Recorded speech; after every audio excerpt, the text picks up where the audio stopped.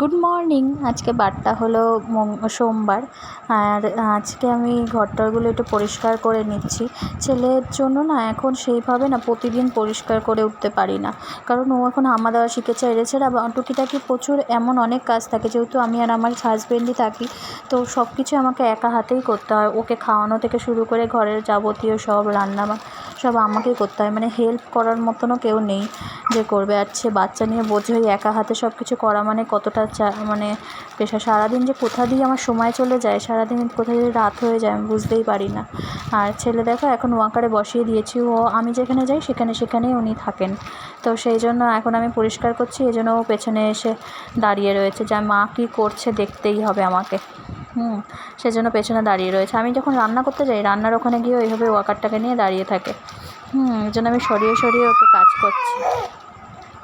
আর যদি কিছু না দিলাম এমন চিল্লানো শুরু করে, তোমাদের কি বলবো, যেন আমি কত মেরেছি, এরকম একটা ব্যাপার হয়। আর দেখো আমার এই গোপাল ঠাকুরের ফটোটা না আমার বিয়ের আগে থেকে আমার শ্বশুরমশাই এটা টানিয়েছিলেন। এখন উনি বেঁচে নেই, তো ওনার স্মৃতি, ওনার হাতের জিনিসটা এখানে রয়েছে। আজ এছাড়া অনেক কিছু আছে। আর এই ফটোটার জন্য না আমি এই মালাটা বানিয়েছি। দেখো আমার গোপাল ঠাকুরের আমার ওই বাড়িতে গোপাল ঠাকুর ছিল সিংহাসনে, তো আমি পুজো করতাম, নিত্য সেবা দিতাম। এই বাড়িতে রাধা মাধব আছে।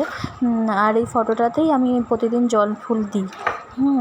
আর দেখো এই মালাটা আমি নিজে বানিয়েছি, তাই তোমাদের দেখাচ্ছিলাম। ধুয়ে দিয়েছিলাম, অনেক নোংরা হয়ে গেছিলো তো সেই জন্য। এখন ঠাকুরকে মালাটা পরিয়ে দিচ্ছি।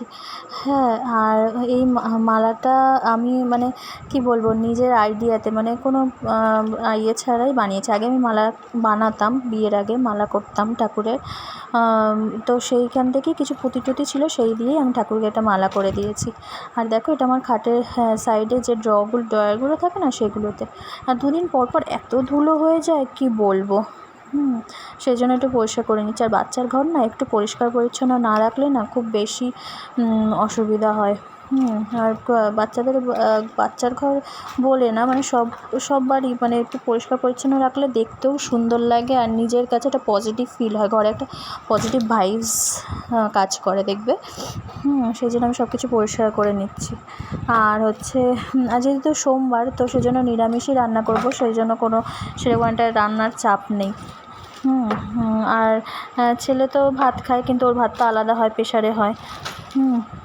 আর হচ্ছে এখানে দেখো আমি এই যে তেলটা রাখলাম না, আমি ওয়াওয়ের তেলটা ইউজ করি। ওয়াওয়ের তেলটা না খুব ভালো। আমার মাঝখানে এত চুল পড়ছিল কি বলবো, এই ওয়াওয়ের তেলটা দিয়ে চুল পড়া একদম কমে গেছে। আর হচ্ছে ওর পাউডার সব এখানে রাখি, যেহেতু আমার ড্রেসিং টেবিল নেই না, তো সেজন্য আমার সব কিছু এইখানটাতেই রাখতে হয়, মানে ড্রয়ারগুলোর ওপরটাতে। দুদিকে দুটো ড্রয়ার আছে, দুটো ড্রয়ারের ওপরেই আমি সব কিছু রাখি। সাজার জিনিস বলো যাই বলো আমি ড্রয়ারের ভেতরে রাখি, আর বাইরে এগুলো প্রতিদিন যা ইউজ করি, ছেলেরটা আমারটা, এগুলো সব রাখি।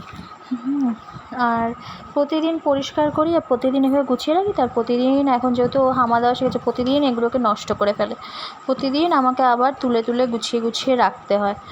আজকে একটু ডিপ ক্লিন করলাম, আরেকদিন ডিপ ক্লিন করতে হবে। জাস্ট আমি এগুলোই ফার্নিচারগুলোই মুছেছি, ঘরে একদিন ঝুল এগুলো সব ফেলতে হবে। আমি তোমাদের দেখাবো, এত বেশি ঝুল হয়ে যায় না দুদিন পর পর, দেখলে মনে হবে যেন 1 মাস পরিষ্কার করি না, এরকম অবস্থা হয়ে যায়। তাই তোমাদের দেখাচ্ছি যে দেখো পরিষ্কার করেছি, তো দুদিন পরে দেখবো আবার সেই ময়লা ধুলো এগুলো জমে গেছে। এটা আরেকটা সাইডটা, এখানে আমার ছেলের ওষুধ সব কিছু রাখি। ওর লোশন, ওর প্রতিদিনে খাওয়ার ওষুধ সব কিছু এখানে থাকে। এই দেখো দুদিকে দুটো দাঁত